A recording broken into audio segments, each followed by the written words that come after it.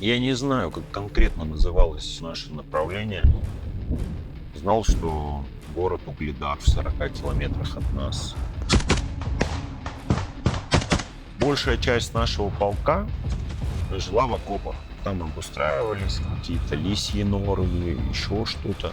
Вас взяла в плен 3-я окрема штурмова бригада. У нас была отдушина. Раз в неделю кого-нибудь одного отправляли в Донецк. Мы закупались там вещевым имуществом, едой. Обеспечивали нас, мягко говоря, скудно. Естественно, были те, кто выпивали каждый день.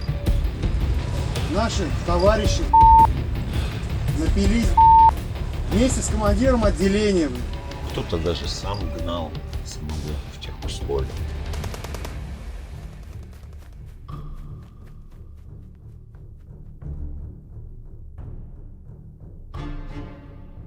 Здравствуйте, меня зовут Максим. Я нахожусь в Армении, в городе Ереване. Оказался я здесь по той причине, что я сбежал из России, сбежал из армии.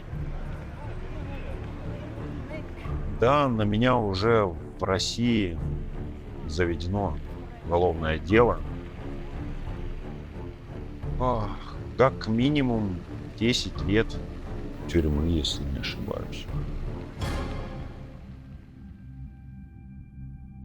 Я родился на Дальнем Востоке, и детство у меня было самое обыкновенное. Я учился в колледже программиста. Но вот там я не доучился и попал в армию. Срочную службу 18 лет. Я знал, что мне придет повестка. Домой она не приходила, ее передали в учебное заведение. Я как бы все это время находился дома, ходил в автошколу, занимался своими делами. В одно раннее утро, я помню, в 8 утра проснулся по будильнику. Звонок, стук в дверь. Там была полиция с военкоматом. Меня забрали как уклониста.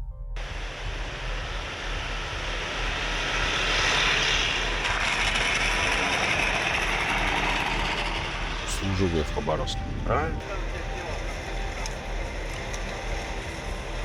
Это была артиллерийская бригада, и занятия по боевой подготовке, как вам сказать, за всю срочную службу стрелял из автомата я не более 3 раз.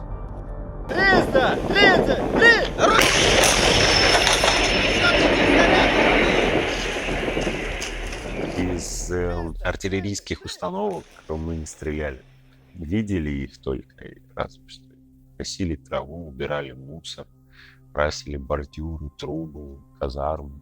Естественно, дедовщина есть, и была тогда, и у нас была. Отбирались личные вещи, присланные из дома. Кто-то и деньги отбирал, зарплату.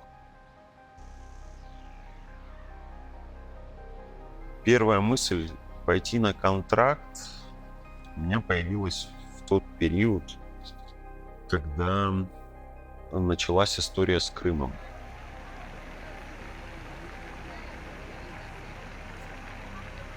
Но я быстро откинул эту мысль, потому что мне не хотелось отправляться туда.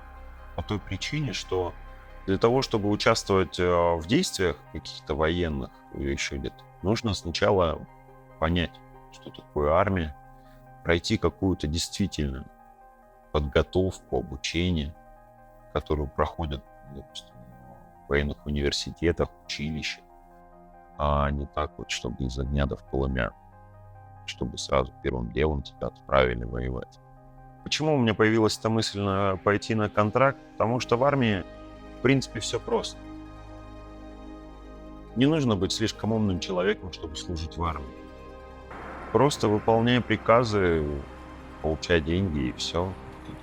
Пару контрактов отслужишь, да, как сейчас. Получишь квартиру, ипотеку там. И все, не нужно париться. Вот, признаюсь честно, у меня тоже были такие мысли пойти в армию, когда контракт, поэтому просто стало в каком-то плане проще. Я отказался от этих мыслей.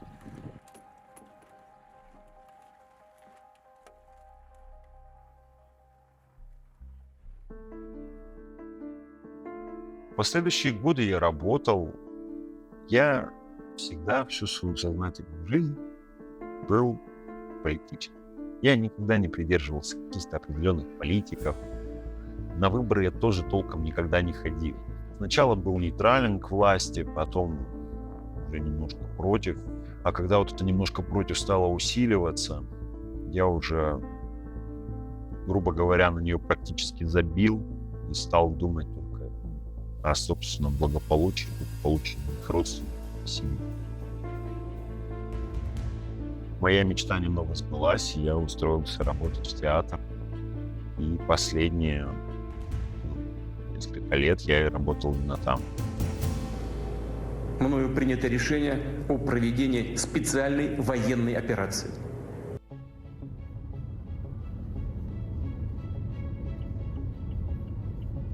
24 февраля, когда я узнал про то, что началось, я был, честно говоря, в шоке. Там, на Дальнем Востоке, где я родился и вырос, все-таки люди не слишком озабочены этим. Кому-то было все равно, кому-то кто-то был против. Я старался сохранить какой-то нейтралитет. Какие-то новости я смотрел, и я понимал, что это, что это война, да, это никакая не специальная военная операция. В каком-то смысле это даже геноцид. И всячески думал, что меня это не коснется. Считаю необходимым поддержать предложение Министерства обороны и Генерального штаба о проведении в Российской Федерации частичной мобилизации.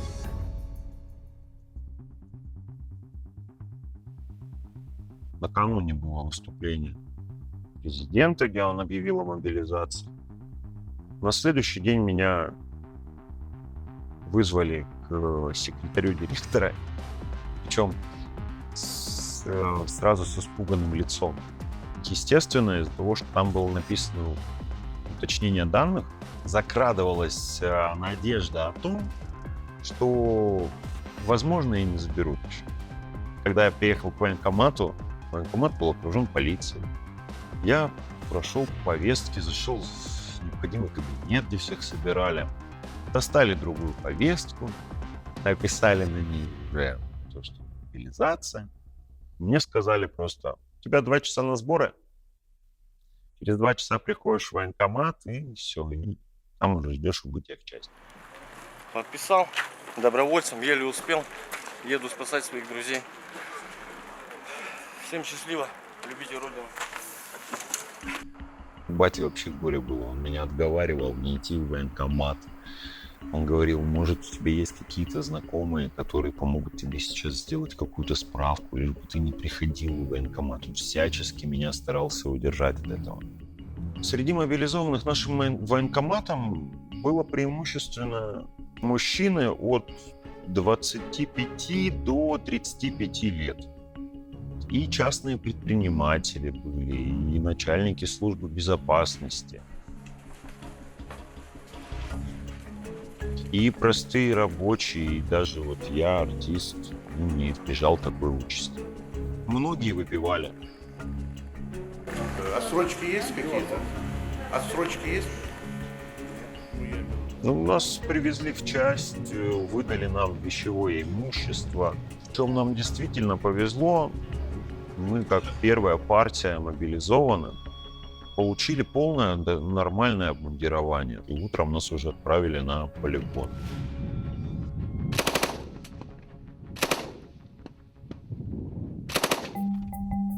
Практически каждый инструктор, контрактник по именно стрельбе и тому подобное, нам сказал, что то, что мы вам сейчас вот вас учим стрелять, это все, говорит, фигня. Вы, может быть, там даже автомат в руки-то, может быть, ни разу-то и не возьмете.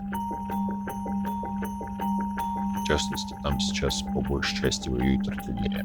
Первых 400 человек из мобилизованных отправили на линию фронта спустя неделю после попадания на полигон, в котором нас обучали. Орієнтуйтеся на голос. Походу, їх там 3. Я не знаю, как конкретно называлось наше направление. Я однозначно знал, что мы в Запорожье. Мы на Запорожском где-то направлении находимся.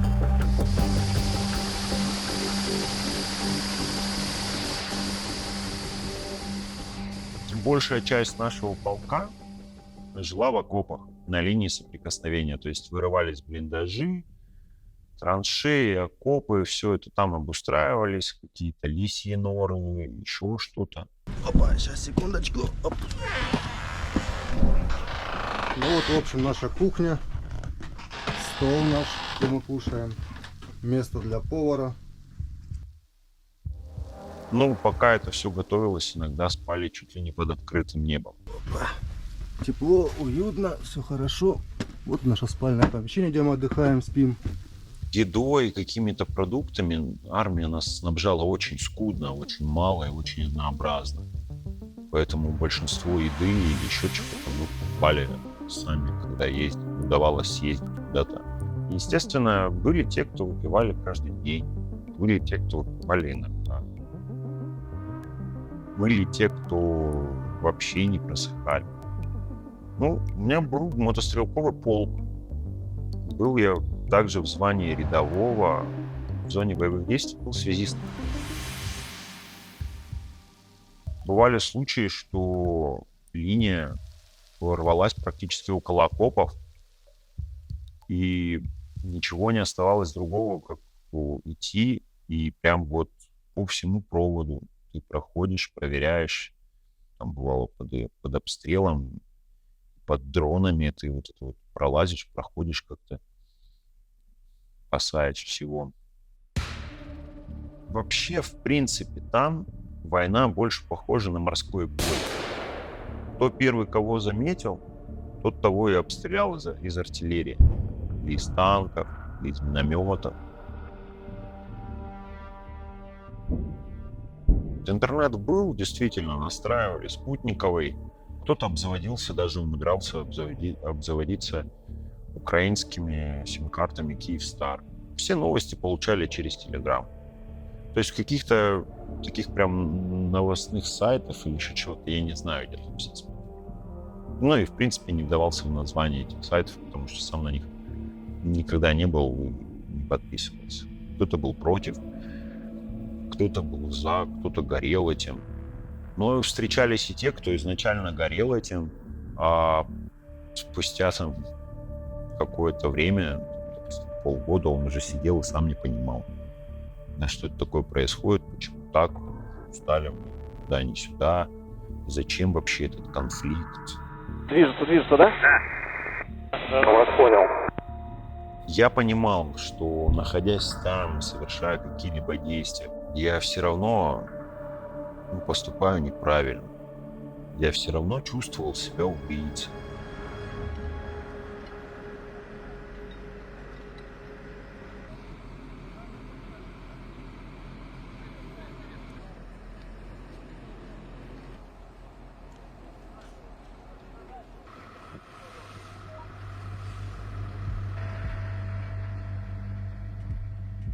Дали мне долгожданный отпуск. Я уехал домой. Начал предпринимать действия к тому, чтобы задержаться дома, чтобы не возвращаться на фронт. Я не нашел другого выхода, как попробовать заключить контракт с другой военной частью, то есть стать контрактником, которая находится не на линии соприкосновения, а где-нибудь в тылу, либо вообще туда не ездить. Мне сказали, перевод невозможно осуществить, пока я не заключу контракт в той части, в которую я мобилизован. В связи с последними потерями, которые случились, пока я был в отпуске и вообще в России, меня бы никто не отпустил. Сука, горячая. Меня все-таки вызвали в часть, сказали мне все, находиться в части, собрать вещи. И в эту же ночь, в первую же, когда я остался там ночевать, я понял, что меня просто не сегодня, так завтра или послезавтра просто отправят туда, в зону боевых действий, ничего мне не сказав, что сделал. И я принял решение рано утром, сразу после подъема, нас, покинуть часть.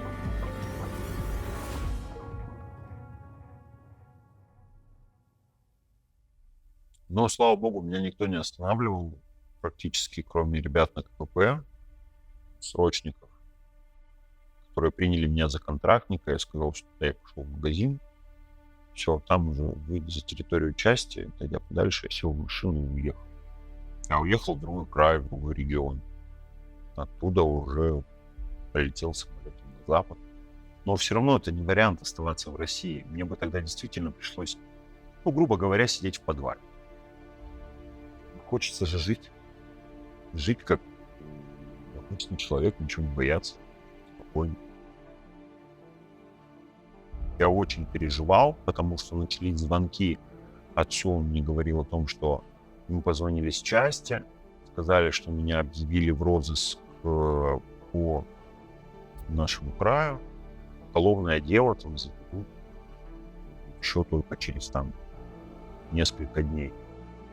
Я боялся паспортных контролей всячески.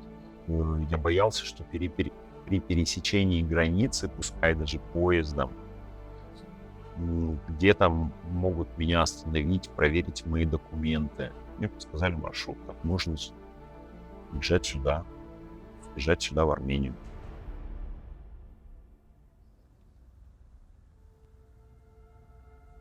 Сотрудник пограничной службы просто делает свою работу. Он просто разглядывает твой паспорт, а ты в этот момент только думаешь о том, все ли нормально, все ли хорошо, и пропустят тебя. Тебя остановят, сейчас задержат, поймают, и все. И тебе грозит достаточно немаленький срок. Дезертиров разыскивают вплоть до окончания, грубо говоря, возраста, при котором ты можешь еще служить в армии, преследование до 55 лет. Когда я прилетел сюда, в Армению, естественно, мне стало легче, что все-таки что-то сделано, но все равно есть еще такое чувство доверия, боишься как-то здесь быстро легализовываться, еще что-то. В принципе, не знаешь, как тебя будут искать, как к тебе здесь отнесутся.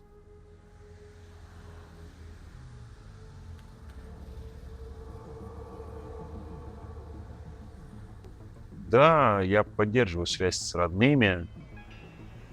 Они рады за меня и всячески стараются мне как-то помочь, что-то подсказать, может быть, стать политическим беженцем в Европу.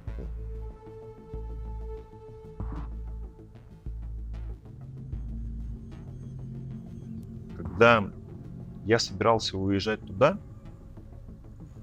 в зону боевых действий, я сказал родным, отцу в частности, который рассказывал мне какие там ужасы и тому подобное, что там происходит. И я ему сказал, поеду я туда и все узнаю. Вижу правду своими глазами. Пускай даже какую-то маленькую, именно с того места, где я буду на том направлении, но я все-таки увижу правду. Я эту правду увидел. Я ей абсолютно не рад.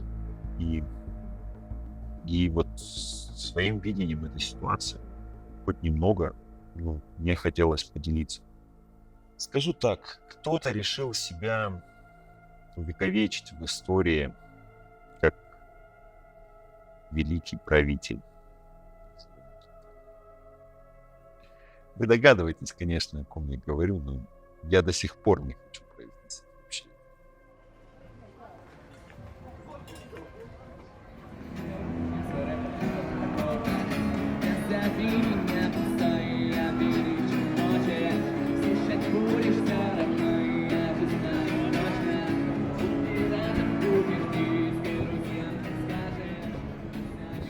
И несмотря на все это, я очень скучаю по дому. Я люблю свой маленький родной город, провинциальный, люблю край и страну.